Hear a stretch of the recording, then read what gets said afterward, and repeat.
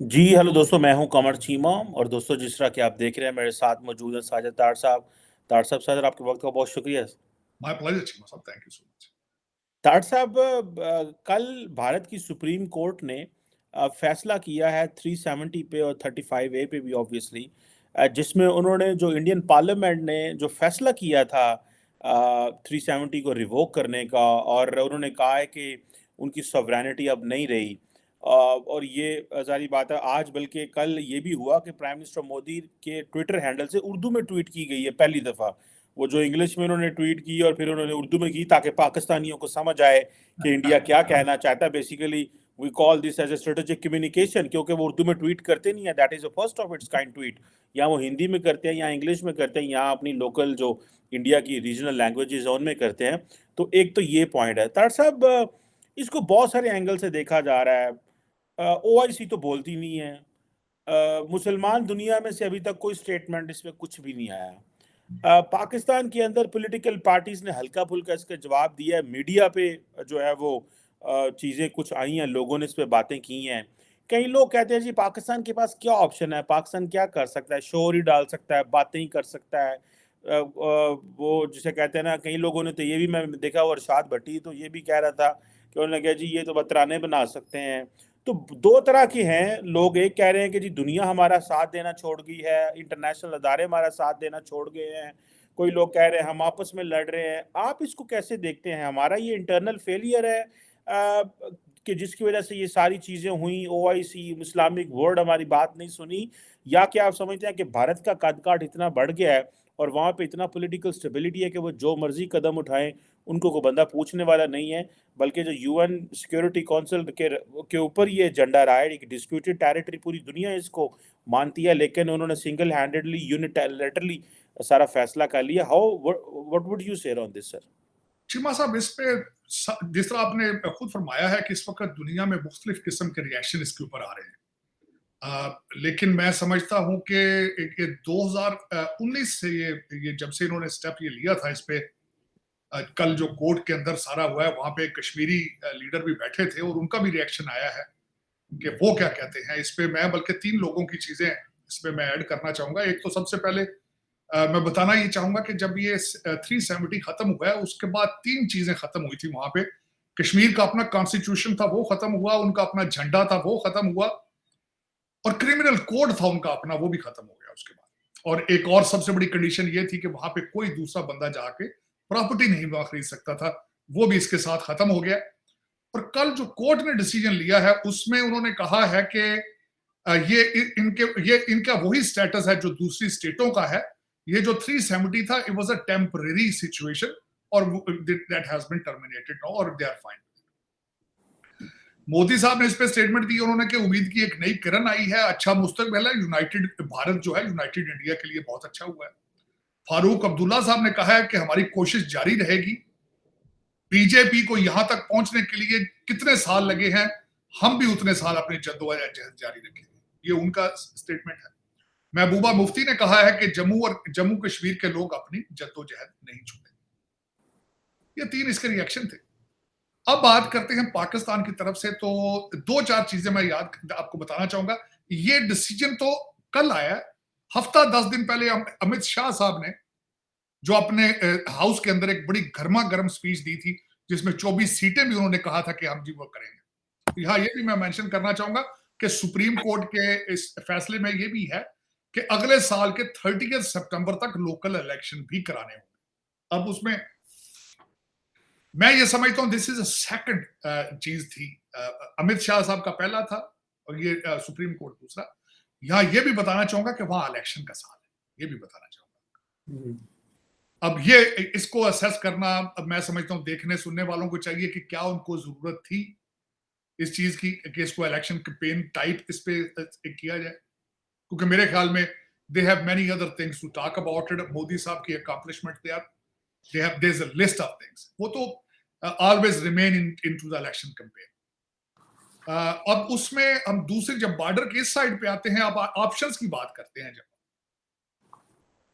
Option इस वक्त Gaza के अंदर जो कुछ हो रहा है आपके पास उसके लिए कोई ऑप्शन है? अगर जो इसका ऑप्शन ढूंढने की कोशिश करेंगे आप,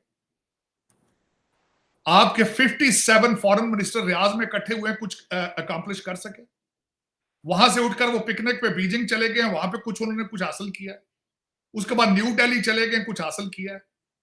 COP 28 दुबई में हो रही है, जहां से तकरीबन 200 मील के फासले पे डेली बेस पे 1000 से 1500 फलस्तीनी मारा जा रहा है। तो आपके पास कौन से ऑप्शन होने? पिछली दफा मैं यहां मेंशन करना चाहूंगा 2019 में जब यह स्टेप उठाया गया था, OIC उसने मुंह दूसरी तरफ कर लिया था आपसे। 7 बल्कि इंक्लूडिंग आपके financiers, UAE including highest civilian award Modi साहब को दे चुके हैं। MBS साहब जब इस दफा भारत गए हैं, आप तरले करते रहे कि 1 घंटे के लिए रुक जाए, वो रुके हैं। तो आपके पास क्या ऑप्शन है? अब मैं दूसरी तरफ जाना चाहूंगा आपकी तरफ। आपकी 1947 14 अगस्त 1947 से लेकर आज तक की ट्रेजेडीज में आप कश्मीर की बात करते हैं, आपको इतराज होना चाहिए, ठीक होना चाहिए, ठीक है। आपने 4 जंगें लड़ी उसकी वजह से। बलोचिस्तान आपके साथ है। दूसरा, अफगानिस्तान किन किन इलाकों पे क्लेम कर रहा है? आपका उनके उसके बारे में क्या चॉइस है आपके पास?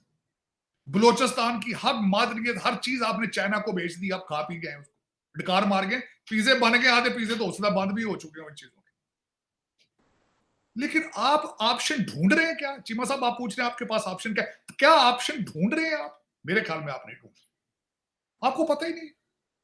आपको पता सिर्फ 2 चीजों का पता है। आपके हर पाकिस्तान को चलाने वाली ताकतों को 2 चीजों का पता है, डॉलर का रेट क्या है और पाउंड का रेट क्या है। इसके अलावा कुछ पता नहीं। कोई तीसरी चीज उनके रेडार पर ही नहीं है इस वक्त, रेडार पर ही नहीं। ये जो आप बात करते हैं ऑप्शन आते हैं चीमा साहब जब नेशनलिज्म हो। ऑप्शन तब आते हैं जब जो रूलर हो, डिसीजन मेकर पाकिस्तानी हो। बहसीते पाकिस्तान, इस वक्त पाकिस्तान में कितने पाकिस्तानी? मुझे तो नजर कोई नहीं आता। 25 करोड़ लोग हैं, रात को सोते हैं, लंदन के ख्वाब देख रहे हैं, टोरंटो के ख्वाब देख रहे हैं। आपकी कश्मीर से ज्यादा आपको दुबई की प्रॉपर्टी की परेशानी ज्यादा है।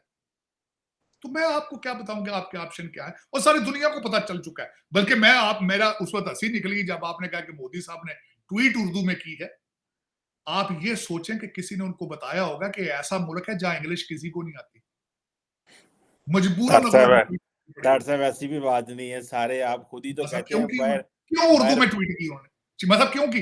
आप मुझे ये बताएं, आपके जितने ऑक्सफोर्ड और हार्वर्ड ग्रेजुएट आपके जो सारे लीडर हैं, वो क्यों कंपेल्ड हैं to tweet in Urdu language when they are communicating with the general message? क्या वजह है? क्यों वो करते हैं? हमारी कौमी ज़बान उर्दू है। उसी जानते भी जाना है तो कौमी ज़बान थी, जाओ ना फिर जान होता जिथे। तो इसीलिए तो आप उर्दू में डॉक्टर साहब बात करते। नहीं, मेरे लिए बड़ा इंसल्टिव था कि जी मोदी साहब को ट्वीट भी उर्दू में करके मैसेज भेजना पड़ गया। अजय सोचो, हो सकता अगला लफ्ज होता पंजाबी च कर देंगे, चुक दिता जाए भाई 370 है। लेकिन चीमा साहब ये देखें, आपके इस वक्त अगर अच्छा, आपके अमित शाह साहब का आपने कोई किसी ने किसी के माथे पे बाली, आप तो कब आप ये समझते हैं इस वक्त आपके चलाने में, आखिरी पॉइंट चीमा साहब, आपके मुल्क को चलाने वाले ये समझते हैं कि हम ये खबर अगर मीडिया में ना चलने दें तो सब अच्छा है।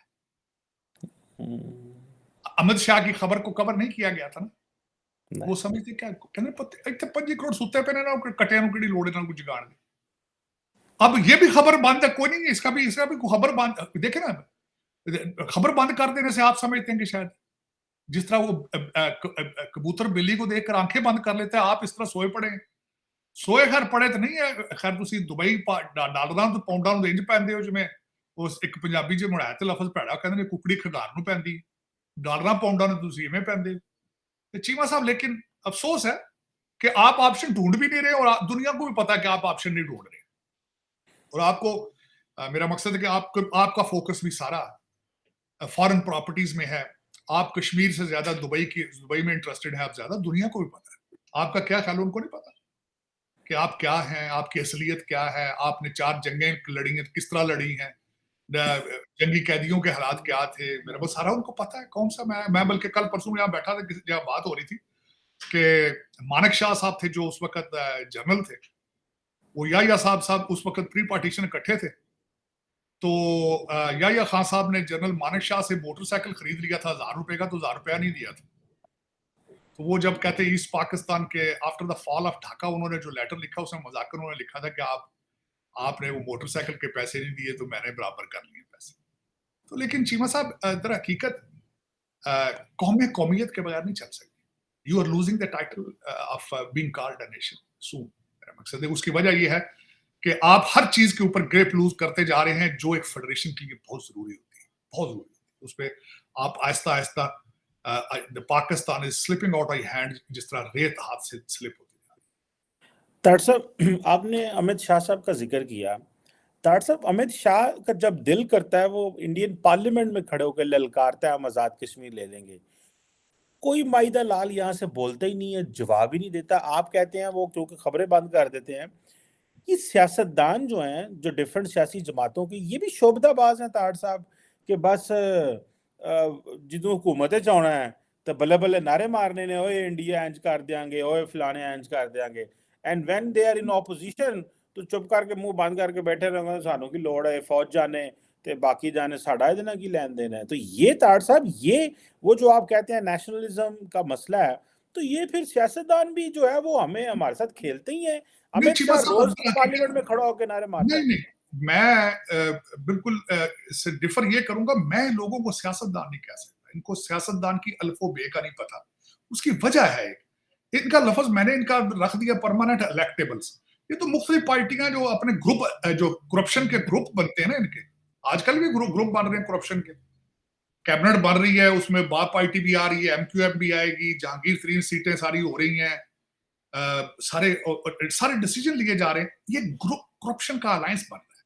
और इनको जब सियासतदान तो होंगे, अगर सियासी पार्टियां होंगी, तो अगर ये एस्टेब्लिशमेंट के प्रोजेक्ट हैं, तीनों जो इस वक्त आप पार्टियां कहते हैं, ये तीनों एस्टेब्लिशमेंट के प्रोजेक्ट हैं। ये चीमा साहब, अयूब खान साहब, जो मैं आपको बताया था कि भुट्टो अयूब खान साहब को कहते थे मेरा डैडी। और दूसरे ने वो ज़ियाउल हक साहब ने वो उनके पास जाब लेने के लिए कि कोई यार चीफ मिनिस्टर बना दे। तीजा बच्चा है जड़ा इन अगले चुक के उत्थे धरने दे पाया। तो ये तो तीनों एस्टेब्लिशमेंट के प्रोजेक्ट है, इनको कौन कहेंगे सियासतदान। मैं आपसे ये पूछना चाहता हूं, एक ऑक्सफोर्ड ग्रेजुएट है, वोट ऑफ नो कॉन्फिडेंस हुआ तो उसको असेंबली में बैठ के अपोजिशन की सीटों पे नहीं बैठना चाहिए था? ये आपका सबसे ज्यादा एजुकेटेड जो है इस वक्त मुर्शद जड़ा बैठा है वो जाके वहां पे, और साथ करने वाले मैं हैरान हूं। मैं हैरान होता रहा, जो उनके उसके सारे आलाकार बनने थे उसको, वो सारे वहीं फिर रहे हैं, घूम रहे हैं, कोई उनको पूछने वाला नहीं। बजा ले उनके ऊपर को लफ्ज को बोल जाए। पता नहीं क्या है, वो ऐसे इतने पाक साफ लोग हैं कि उनके बारे में लफ्ज बोलन राती चुक के ला देंगे। चीमा साहब, इस तरह अफसोस के साथ मैं कहूंगा, आप पाकिस्तान में बैठे हैं तो आप उस लेंस से आपको कुछ नजर नहीं आता, आपको सिर्फ छोटी छोटी चीजें नजर आती हैं आगे पीछे। वॉशिंगटन डीसी में बैठ के पूरी दुनिया नजर आ रही होती है कि क्या हो रहा है। आज मैं इजिप्ट के इलेक्शन के बारे में आज से 10 मिनट पहले भी आर्टिकल पढ़ रहा था कि सीसी को भी इलेक्शन कराने की क्या जरूरत है यार, जीतना तो उसने ही है। और मैं अगले दिन अफ्रीका में वो मेडिस्कर में वहां पे इलेक्शन हुआ है, तो उसके सदर ने कहा मुझे 59% वोट मिले हैं, हालांकि ओरिजिनल वोट ही 46% पड़े हैं। तो ये क्या, ये मेरा मत पूरी दुनिया ड्रामा हो रहा है, और उसमें आप उस ड्रामे का हिस्सा सिर्फ इतना ही है कि आप करप्ट तरीन कौम एक बन चुके हैं। उससे ज्यादा आगे आप जा ही नहीं सकते। पता नहीं क्या वजह है कि उससे आगे आप जा ही नहीं पा रहे। You are stuck now at the point, stuck हो चुके। डॉक्टर साहब, वो इमरान खान कहते थे मुझे चाइनीज मॉडल पसंद है, हमें फिर ये डेमोक्रेसी बंद कर देनी चाहिए। नहीं बंद पहले खोली भी कोई नहीं, मॉडल उनको बड़ा पसंद है। इमरान खान साहब को ये नहीं पता कि गोली मार देना, और गोली का बिल भी जो जिन्हों मार देना ਉਹਦੇ ਬੱਚਿਆਂ ਨੂੰ ਫੜਾਉਂਦੇ ਰਹਿੰਦੇ, ਤੇਰੇ ਪਿਓ ਨੂੰ ਗੋਲੀ ਮਾਰੀ ਦਾ ਬਿੱਲ ਦੇ ਜਾ।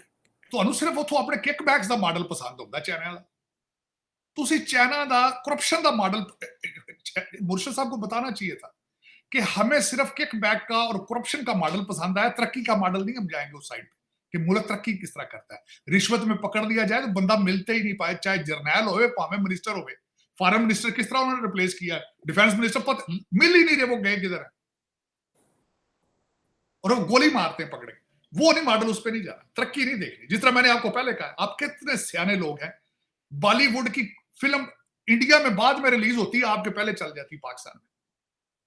हर बच्चा सारी दिहाड़ी सिद्धू मूसेवाला बनया फिर है, लेकिन उनकी तरक्की सीक्रेट नहीं देखना कि इंडियन इंस्टीट्यूट ऑफ टेक्नोलॉजी में वो क्या पढ़ा रहे हैं, और उस साइड पे नहीं जाना। ये नहीं देखना चंद्रयान किधर जा रहा है, वो नहीं देखना कंप्यूटर पे किधर जा रहे हैं, क्या तरक्की किस तरह कर रहे हैं, उस साइड पे नहीं जाना। यही तो मैं बात करता हूँ चीमा साहब, आपने दुनिया से इस वक्त हर मुसलमान दुनिया में वो दुनिया से नाराज है, हर अपनी गलती को कहता है सीआईए कर रही है, ये रा कर रही है, मुसाद कर रही है। ये नहीं देखना कि तुम्हारा अपना रूलर तुम्हारे साथ क्या कर रहा है, तुम्हारे रूलर किस तरह मुल्क तुम्हारे चला रहे हैं, तुम खुद क्या हो, तुम इस्लाम पे अमल दरामद कर रहे हो, तुम ना अच्छे मुसलमान हो, ना अच्छे पाकिस्तानी हो, ना अच्छे स्टूडेंट हो, ना अच्छे शहरी हो, तुम हो क्या, उस पर तवज्जो नहीं देनी। लेकिन ये कहना कि नहीं जी नहीं, ये काफिर हैं, हम ये 7वीं सदी के, हमें 7वीं सदी का इस्लाम चाहिए, सारे अब्बासियत दौर च रहना चाहते हैं। मामू रशीद कहते हैं हारून रशीद साडा खलीफा होवे ते असी इत्थे लुटा पाइए, इस तरह तो नहीं होता। you have dropped the ball, not yourself, the second biggest religion on the planet। और कोई ऐसा मुल्क दिखाएं आप मुझे जो जलीलो ख्वार ना हो रहा हो, मुझे दिखाएं कोई मुल्क, कोई ऐसा मुल्क नहीं। और मुझे ये बताएं इस वक्त अगर देखा जाए तो जो इस्लामिक कंट्रीज हैं वो ये गोरे तो नहीं चला रहे ना, वो आपके लोग ही चला रहे हैं ना उनको, लेकिन ब्लेम आप कर रहे हैं कि नहीं जी नहीं, हमारे साथ बड़ा जुल्म हो रहा है, बड़ा जुल्म हो रहा है। आज सारी दुनिया कहती थी फलस्तीन में जुल्म हो रहा है, कभी आपने किसी के मुंह से सुना है कि शुरू हमास ने किया सारा कुछ? वो किधर है आज? उनके पास कोई प्लान था कि हमने ये लोगों को 1400 को मार के तो ये जो दूसरे 2 मिलियन लोग हैं इनका हमने क्या करना है, सोचा था किसी ने? और मैं पहले अर्ज कर रहा था 57 कंट्रीज के फॉरेन मिनिस्टर इकट्ठे हो रहे हैं, कुछ कोई रेजोल्यूशन पास कर पा रहे हैं? अब एक कह दे नहीं जी ये भी गोरियां दी साजिश है, ये सीआईए नहीं करने देती, पता नहीं दूसरी कैसे लोग। लेकिन चीमा साहब इसमें कश्मीर के हवाले से अगर चले इस पे बात करते हैं कि ये इस पे और दूसरा मैं बल्कि इसके बारे में एक मैं आर्टिकल पढ़ रहा था, अब यूनाइटेड नेशंस की बात कर रहे हैं, आज मलिया लोधी साहबा ने भी ये कहा है कि सुप्रीम कोर्ट जो थी वो वेन्यू ठीक नहीं था, उनकी जुरिसडिक्शन बनती ही नहीं है since it's in United Nations के यूनाइटेड नेशंस में चीजें। चीमा साहब उसमें मैंने एक आर्टिकल पढ़ रखा था कि शिमला मुआहदे के बाद भुट्टो साहब ने यूनाइटेड नेशंस से विड्रॉ कर लिया था, कुछ लोग आज ये भी तजियत कर रहे हैं इसका। और दूसरा यूनाइटेड नेशंस की बात करना, मलिया लोधी तो यूनाइटेड नेशंस में नहीं है, यूनाइटेड नेशंस कोई एक्टिव या फाल इंस्टीट्यूशन है वो कोई मेरे ख्याल में तो नहीं है, तो उसका एक नए ट्रक की बत्ती दिखा देना तो वो भी ज्यादती है। लेकिन ये कि अब आपको चाहिए कि आप सीरियस लें चीजों को, अपने खित्ते में रिलेशनशिप अपने मुमालिक के साथ ठीक करें। आपको आज कश्मीर की फिक्र है, मुझे तो बलोचिस्तान की फिक्र ज्यादा है। मुझे नहीं तो तार साहब हमारी फौज तगड़ी है, कोई ऐसा मुझे तो नहीं लगता कि ये ऐसे हो सकता है, लेकिन हो तो कुछ नहीं सकता। लेकिन चीमा साहब जो हालात है इधर देखे ना, इधर टीटीपी वाले रोज घुस के आपको मार रहे हैं। वो कहते नहीं, एक तो वो कहते हैं कि आप काफिर हैं, आप मुसलमान ही नहीं है, आपके जो पठान भाई है अफसाल बाल, कहते हैं काफिर ने। और दूसरी बात उसमें ये है कि वो आपके दविंदर लाइन, वो कहते हैं तो सारा कुछ हमारा है, ये तालिबान जहां तक वो कहते हैं जहां तक पश्तून है वो सारा इलाका हमारा है, तो अटक के दरिया तक तो वो कहते हैं हमारा है सारा कुछ। इधर तक अटक वाले आ गए, उधरों जेलम पिंबर गुजरात सारा वो लै गए, वो परले बलोची लै गए, तुसी ते मैं फिर असी चीमा साहब असी फिर तो की करा तार साहब ठीक कर लेंगे ना। साडा मलक रियाज ही अगे पिछे ते पिछे मलक रियाज दी ते प्यारी कानूनी बचड़ियां पिछे होर इत्थे ही चक्की रह गया जे। नहीं ये बातें तो सारी बातें ये खतरनाक है, लेकिन चीजें सेटल हो गई हैं तार साहब। ये तो बस जरा सियासी अदम इस्तेकाम है, सियासतदान जरा ऑन करें निजाम को। अवाम ने तो बड़ी जाने दी हैं तार साहब इस मुल्क के लिए, अवाम ने तो ये 70-80 हजार जो लोग शहीद हुए हैं तार साहब, उनको तो उन्होंने तो जाने दी हैं, दहशतगर्दी की भीड़ चढ़े हैं इसमें तो। मैं मानना, लेकिन चीमा साहब अद्धा दुबई तो हम मोल लै छड़िया, वो 70-80 हजार बंदियां दे चक्कर तार साहब वो फिर हमारी एलीट है, वो इन्ने को हल्की फुल्की तो ट्रेडिंग तो हो ही जाती है ना, आपको पता चली। मैं नहीं ठीक है, मैंने जिस तरह आपको कहा बड़ा इसमें बड़ा सीक्रेट है जो मैंने आपको बताया कि आपको इस पर कश्मीर का नहीं दुबई की प्रॉपर्टियों का ज्यादा फिक्र है। तो फिर वो नहीं है ताड़ साहब, और रोहनवार जो कराची में कल उसने नहीं कहा जरदारी साहब पता नहीं कितना 8 अरब को कितना वो कहता लेके चले गए। ताड़ साहब ये कैसे पैसे ले जाते हैं, इनके दिल में दर्द नहीं होता, इनको दर्द नहीं होता पाकिस्तान का। जरदारी साहब सिंध में सारी शुगर मिले उन्हें, उनकी सारी उन्होंने ले ली, खरीद ली है, छीन ली, जिस तरह भी किए। लेकिन जरदारी साहब के पास इतना पैसा है, उनको खुद नहीं पता मेरा पैसा कहाँ कहाँ पड़ा, मेरी प्रॉपर्टियां कहाँ कहाँ पड़ी, इतनी हालत। चीमा साहब कोई, लेकिन मैंने आपको एक अर्ज की थी कभी, मैं मुसलसल डीसी में बैठ के आपको मैंने कही, मैं क्या चीमा साहब मेरा एक मेरा पैगाम कभी दे दें मेरे हम वतनों को कि मैंने खुद अपनी आंखों से अमेरिका में कब्रिस्तान देखे, मैंने लंदन में कब्रिस्तान देखे। ये समझते हैं ऐसे बगैरत कि अमेरिका चले गए तो हमने मरना नहीं है, हमने लंदन चले जाना है, पैसा लेके यहां से उड़ जाना है तो हमने मरना नहीं। मैंने जॉन हॉपकिंस में मायो क्लिनिक्स में लोग मरते देखता हूं। पता नहीं कैसे पत्थर के लोग आप बने, केड़े मेटल दे बने, 76 साल से लूट रहे हैं आप, और ਤੁਹਾਡਾ एंड ही कोई नहीं लूटने का, आप डेड एंड पे नहीं पहुंच रहे लूटने के। पाकिस्तान खत्म होने को आ गया, आपके लल्ले तल्ले खत्म नहीं हो रहे। चलो चीमा साहब, इस पे फिर बंदा क्या इस पे कह सकता है। आज वो जो दूसरा मैं आपसे जो बात करना चाह रहा था उसको भी वो जो सीक्रेट मेमो आया तार साहब, सीक्रेट मेमो वो तार साहब क्या है, वो कह रहे हैं इंटरसेप्ट जो है, अच्छा ये इंटरसेप्ट वाले तार साहब रोज कभी की करते ने, एक पास इंडिया नु साइड मार देते ने, दूसरे पास पाकिस्तान को साइड में। आपको पता है ये जो मुर्तजा हुसैन है और रेहान ग्रिम है, इन्होंने इमरान खान के हक में भी बड़ी स्टोरीज की हुई हैं अभी इन्होंने, और रिसेंटली इन्होंने एक पाकिस्तान के हवाले से भी कुछ स्टोरी की है। एक इन्होंने स्टोरी किया कि एक इंडियन सीक्रेट इंडियन मेमो जो है वो आया था इंडिया से कि कंक्रीट मेजर्स लें अगेंस्ट हरदीप सिंह निज्जर, और कहा जाता है ये उसकी असैसिनेशन से 2 महीने पहले ही आया, और कहा क्या ये इंटरसेप्ट कहता है। अब जारी बात है इस पे बागची साहब या बाकी ने कमेंट कर दिया होगा, मैंने देखा नहीं है। वो इंटरसेप्ट की स्टोरी ये कहती है कि इंडिया जो था उसने कहा कि सोफिस्टिकेटेड क्रैकडाउन की स्कीम जो है वो वेस्ट में लाई जाए।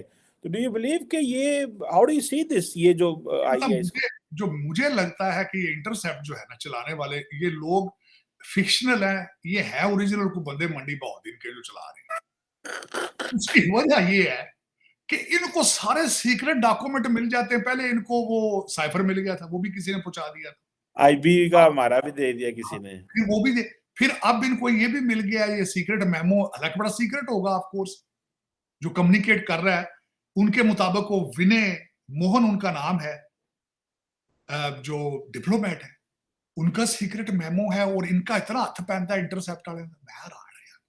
तार साहब हो सकता है अमरीकियों ने दे दिया अगर उनके हाथ लग गया, और पॉसिबिलिटी है। लेकिन चीमा साहब मैं कहता हूं बड़ा हथ पैंदा है इस बंदे दा यार, इंटरसेप्ट वाले दा, जेड़ा अपने मतलब दी चीजां सारियां कट के सारियां बैसियां रलियां ने नाल यार, सारा मैं ते हैरान ही हो गया। लेकिन चीमा साहब उसको डिनाई किया है उन्होंने, इंडियन फॉरेन मिनिस्ट्री ने, उन्होंने कहा नहीं जी ये पाकिस्तान वाले ने हथ कीता है, ये पाकिस्तानी ही सारा कुछ इसमें बात। लेकिन हाँ, ये एक चीज मैं करूंगा चीमा साहब, आज मैरीलैंड के एक सेनेटर हैं बेन कार्डन, वो यहाँ पे एक ऑर्गेनाइजेशन है जो खास कर इस कमल के लिए बनाई गई है कि वो जो ममालिक इंटरफेयर करते हैं दूसरे ममालिक के अंदर, हालांकि अमेरिका खुद बड़ा इंटरफेयर करता है, इसमें तो कोई शक नहीं है, लेकिन उन्होंने ऑर्गेनाइजेशन ने तो पता है ना, फिर ह्यूमन राइट्स की सबसे ज्यादा ऑर्गेनाइजेशन अमेरिका में, और सबसे ज्यादा वायलेशन भी यही करते हैं। लेकिन उसकी एक आज वॉशिंगटन डीसी में थी उसकी हियरिंग, उन्होंने भी उसमें कहा है, लफ्ज एक मुझे बड़ा खास कर उसमें इंटरेस्टिंग लगा है, उसमें हमारे एक वर्जीनिया के गवर्नर है पुराने, उन्होंने एक स्टेटमेंट दी, उन्होंने कहा America is the oldest democracy, which I don't believe any more, oldest democracy versus the largest democracy India, लेकिन India is not behaving as a democratic country, ये उनकी statement regarding a secret memo, regarding Pannu साहब के murder का जो case चल रहा है, और रिगार्डिंग निज्जर साहब का। ये सेनेटर 2 हैं, एक वर्जीनिया से हैं और एक सेनेटर जो है बेन कार्डन, इन्होंने ये इसी related secret memo related they gave the statement. लेकिन ये भी एक खबर थी आज, इसमें गर्दिश कर रही है, चैटर जो है वॉशिंगटन डीसी के उसमें से चैटर में ये भी एक निकल रहा है कि ये what is the secret memo, हालांकि मैं नहीं समझता कि this is a true thing. लेकिन तार साहब वो जो इंडिया वाले वो इंडिया वाले भी तो ओडोड पेंदे ने, वो कहते हैं नहीं अब हम डिफाइन करेंगे इंडिया क्या है, हम डिफाइन करेंगे कि हम किसी को मौका नहीं देंगे कि वो इंडिया के बारे में जो है ओपिनियन बनाए, हम अपनी ओपिनियन अपने बारे में खुद बनाएंगे। तो ये जिस तरह जिन्हों कहते हैं ना तड़ी ला के वो आंदे ने, तो आपको याद है बाइडेन साहब को उन्होंने कहा था हमने आपके साथ ज्वाइंट प्रेस कॉन्फ्रेंस नहीं करनी, तो नहीं कर सका था बाइडेन। बिल्कुल ठीक है चीमा साहब, मैंने आपको बताया कि जब हुसन आता है नजाकत ऑटोमेटिकली उसका हिस्सा होती है। पायन जब आपके पास पैसे आते हैं तो पैसों से हर चीज हो जाती है, पैसे आ गए ने, और उसमें एक और बात है कि इस वक्त जो सुना है, जो ये इनको कह रहे हैं FBI के जो चीफ हैं इस वक्त, he is in India right now, India आए हुए हैं सर वो। इंडिया। और उसमें बातें जो हो रही हैं उनके बारे में, खासकर जो जिस हवाले से पाकिस्तान ने भी अपना प्रोटेस्ट रिकॉर्ड कराया है, और सुना है 18 से 20 लोगों को की एलिगेशन है उनकी कि जो पाकिस्तान के अंदर घुस के मारे गए हैं, 18 से 20 लोगों को, जिसमें से नहीं, ये FBI डायरेक्टर को कहा है पाकिस्तान ने? नहीं पाकिस्तान नहीं, ये यहाँ इनको किसी तरीके से दे आर कन्वेइंग इट, इन्होंने प्रोटेस्ट अपना रिकॉर्ड करा रहे हैं, आज की बात नहीं है, काफी दिनों से। ये जब वो निजर साहब वाली बात सारी हुई थी, उसके पीछे बैकग्राउंड में ये भी था कि Pakistan was one of the country जो were feeding them information कि ये हमारे साथ भी हो रहा है, कल को आपके साथ भी होगा। This is before this Gupta साहब के। लेकिन उसमें उनके मुताबिक 18 से 20 लोग हैं, जिसमें से 3 सिर्फ सरदार हैं, बाकी सारे पाकिस्तानी सिटीजन हैं। और उसके बारे में मैंने एक आर्टिकल पढ़ा है जिसमें मुसलसल राह जो है वो ISI से कुछ लोगों को मांगती भी रही है कि हमारे हवाले किए जाएं, लेकिन उन्होंने नहीं दिए, लेकिन दे वर लेटर ऑन किल्ड। लेकिन उसमें चीमा साहब देखें, ये सारे एलिगेशंस हैं, अभी तक इसकी कोई सीक्रेट नहीं है, ही सेड शी सेड है, जर्नलिस्टों ने आर्टिकल लिखे हैं जो मेरे जैसे लोग पढ़ लेते हैं। अल्टीमेटली मैं इसको ये नहीं कह सकता कि दिस इज अ मुस्तनद न्यूज, लेकिन this is what is people are talking about. मेरी अक्सर वॉशिंगटन DC में सिटिंग होती है, तो मैं ultimately I have friends those are journalist, I have friends those are politicians, so this is what, and we share certain information with each other कि what is going on। लेकिन ये बातें इस वक्त वॉशिंगटन DC में हो रही हैं। लेकिन जो मैं खास कर के जो पंजाबी जो कहते हैं हाथ पैंदा है इस बड़े इंडिया का जो कुछ है पैसा। डॉक्टर साहब वो जो डायरेक्टर गया भी FBI का, प्लस वो एक नेशनल सिक्योरिटी के भी कोई गए हुए थे, तो मैं और जॉन किर्बी तो ये कह चुके हैं हमारी बड़ी स्ट्रेटेजिक पार्टनरशिप है। तो गल मुक गई जब स्ट्रेटेजिक पार्टनरशिप को डिफेंड कर बैठे हैं, तो बाकी थे फिर थले ही कहना यार देख लो थोड़ा सा है, कोई एक आधा बंदा उनके पास, अमेरिका के पास, बल्कि जिस तरह आप कह रहे हैं ना कि आपने पहले जिस तरह बात कर रहे थे कि पाकिस्तान के पास क्या चॉइस है, क्या ऑप्शन है, अमेरिका के पास कोई ऑप्शन नहीं है, कोई चॉइस नहीं इन ग्लोबल साउथ के, ग्लोबल साउथ। और दूसरा, Indian diaspora second to none, intellectual wise, money wise, so political influence wise in Washington DC। तो उनके पास कोई ऑप्शन नहीं। वो कहते हैं ना, उन्होंने सिर फाड़ के उन्होंने गोडियां च दे लिया अमेरिका का। This is what it is originally, if you want to define it truly. Global south, उधर साउथ चाइना के अंदर इनके पास कोई ऑप्शन नहीं है, कोई पार्टनर ही दूसरा कोई नहीं है इंडिया की टक्कर का एक। और यहाँ पे वॉशिंगटन DC में जिस तरह मैंने आपको बताया है, अपने बच्चे इनके जो है सारे नशे कर रहे हैं, तो अमेरिका चला ओरिजिनली भारतीय डायस्पोरा ही चला रहे हैं उनका। पहले कुछ जूश चला रहे हैं, कुछ ये चला रहे हैं, बस यही चल रहा है इस तरह। अपने बच्चे इनके जो है वो पढ़ने से इनकारी हो गए। मैंने तार साहब अगले दिन एक प्रोफेसर आया था हमारे इस्लामाबाद, क्रिस्टोफर जेफलेट, फ्रेंच प्रोफेसर है, साइंस फ्रांस में पढ़ाता है। उसने बड़ी इंडिया और पाकिस्तान पे किताबें लिखी हैं, बड़ा अच्छा प्रोफेसर है। मैंने उससे कहा यार तुम लोग ये वैसे तो हमें बड़ी ग्लोबल वैल्यूज़ की बात करते हो, shared values, democracy, human rights. मैंने सवाल किया उसको, इधर हमारे इंस्टीट्यूट ऑफ स्ट्रेटेजिक स्टडीज़ में आया हुआ था पिछले हफ्ते। तो मैंने कहा इंडिया के हवाले से जब आप देखते हैं कि यहाँ पे ये चीज़ें वो वैल्यूज़ नहीं है, सिर्फ इंटरेस्ट है, तो फिर कैसे आप डिफेंड करते हैं अपनी केस को कि जो कुछ हो रहा है सही है? तो उसने कहा जी हम जो वेस्ट में बैठ के चाइना और इंडिया के बारे में देखते हैं तो हम कहते हैं we have to go for the lesser evil. वो कहते हैं जी चाइना बड़ा बड़ा इवल है, इंडिया जो है वो हमारा पार्टनर भी है, हमें इवल भी मंजूर है, हमें हर चीज तरह की मंजूर है। This is what is said and this is, मेरा ख्याल है वो ISI की वेबसाइट पे पड़ा होगा वो video, if someone wants to go and see. मेरा सवाल भी है, उसका जवाब भी है। तो उसने कहा बेसिकली, तो बल्कि मुझे उसने मजाक किया, उसने कहा तुम वैल्यूज क्या होती हैं? उसने कहा शेयर को वैल्यू रह गई है ना। मैंने कहा यार यही थे, मैं क्या साथ यही पढ़ा है, तो हम चाहते हैं कि आप लोग बताएं हमें वैल्यूज का। तो उसने कहा कोई वैल्यू शैल्यू नहीं है, और ने कहा ये इंटरेस्ट है और इंडिया के साथ हमारे इंटरेस्ट ओके हैं, तो तुसी भज जाओ। तो मैं ठीक है सर फिर यही जिससे तो वो आपकी बात है ना, सिर गोडियां दिता है ना, वैल्यू शैल्यू चुक पर तरियां ने, ठीक है ना। ते उन्होंने क्या वैल्यू है पईयां जे ते इधर आओ।